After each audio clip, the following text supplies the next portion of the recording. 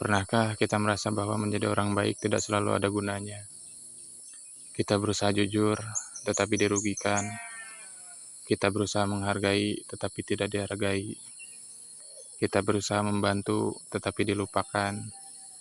Pertanyaannya, jika dunia tidak selalu menghargai kebaikan, mengapa kita masih perlu menjadi orang baik?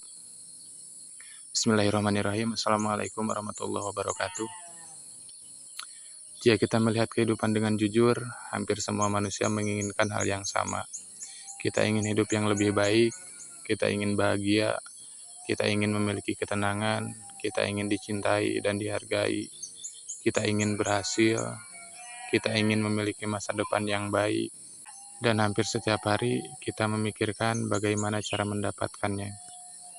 Namun, pernahkah kita memikirkan sesuatu yang jauh lebih sederhana? Pernahkah kita bertanya, manusia seperti apa yang sedang saya bentuk setiap hari? Pertanyaan ini mungkin tidak terdengar seperti uang, jabatan, hubungan, atau impian yang sedang kita kejar. Namun, jika dipikirkan lebih dalam, hampir semua hal besar dalam hidup dibentuk oleh jawaban dari pertanyaan tersebut. Karakter menentukan keputusan, keputusan menentukan tindakan, tindakan menentukan kebiasaan, dan kebiasaan perlahan membentuk masa depan. Menariknya, pembentukan karakter tidak selalu terjadi pada saat-saat besar. Ia justru lahir dari pilihan-pilihan kecil yang seringkali tidak diperhatikan. Ketika kita memiliki kesempatan untuk berbohong, tetapi memilih jujur. Ketika kita memiliki alasan untuk marah, tetapi memilih tenang.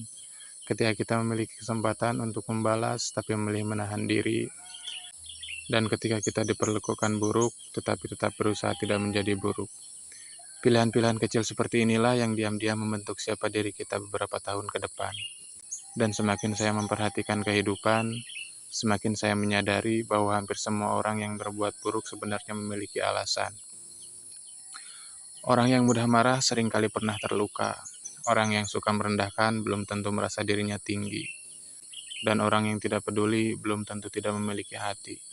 Kadang mereka hanya terlalu lama kecewa, terlalu lama menanggung luka, terlalu lama hidup dalam keburukan yang mereka terima dari orang lain.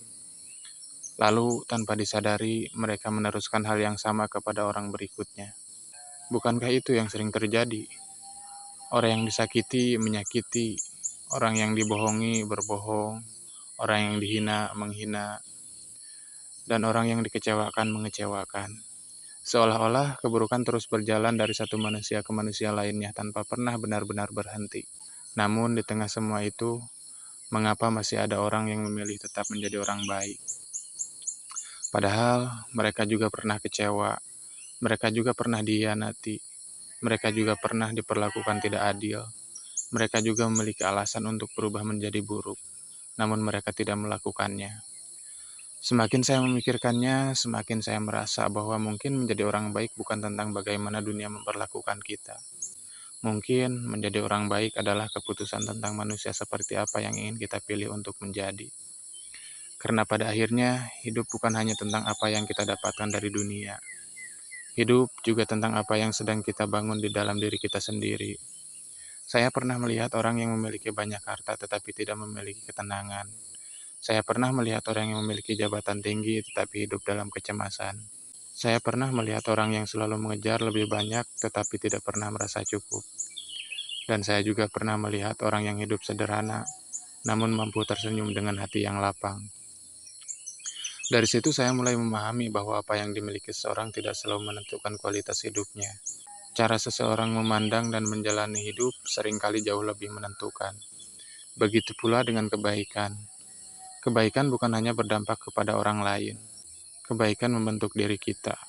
Setiap kali kita memilih jujur ketika berbohong terasa lebih mudah, kita sedang membentuk diri kita. Setiap kali kita memilih tenang ketika amarah ingin menguasai kita, kita sedang membentuk diri kita. Setiap kali kita memilih menerima kenyataan dengan lapang ketika keadaan tak sesuai harapan, kita sedang membentuk diri kita. Setiap kali kita memilih tidak membalas keburukan dengan keburukan, kita sedang membentuk diri kita. Sedikit demi sedikit, hari demi hari, tahun demi tahun, sampai akhirnya pilihan-pilihan kecil itu menjadi karakter yang hidup di dalam diri kita. Dan mungkin disitulah letak salah satu prinsip yang paling menguntungkan dalam hidup.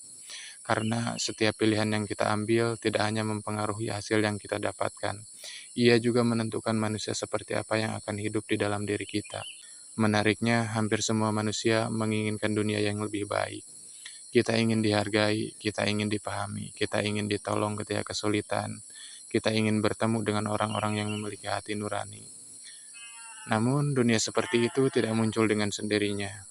Dunia seperti itu dibangun oleh manusia-manusia yang memilih menjaga kebaikan dalam dirinya, bahkan ketika mereka memiliki alasan untuk tidak melakukannya.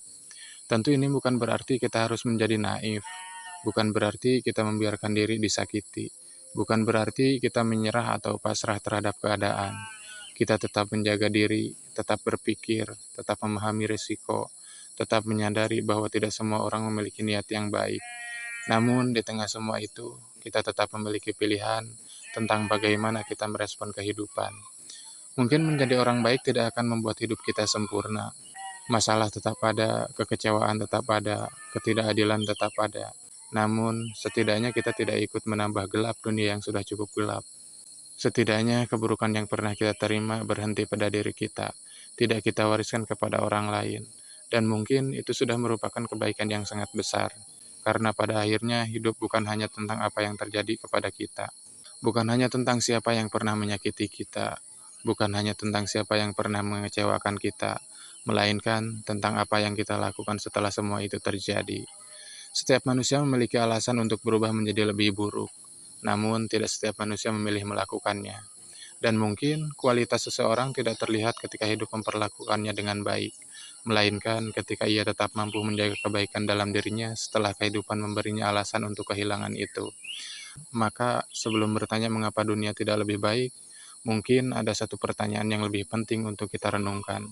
Ketika usia terus berjalan, ketika kehidupan perlahan mengajarkan banyak hal, dan ketika semua yang kita kejar suatu hari mungkin berubah atau bahkan hilang, manusia seperti apa yang sedang kita bentuk hari ini? Karena masa depan tidak hanya dibangun oleh apa yang kita miliki, apa yang kita capai, atau apa yang kita kejar. Masa depan juga dibangun oleh manusia seperti apa yang kita pilih untuk menjadi. Hari ini, esok, lusa, dan sepanjang sisa hidup yang masih diberikan kepada kita.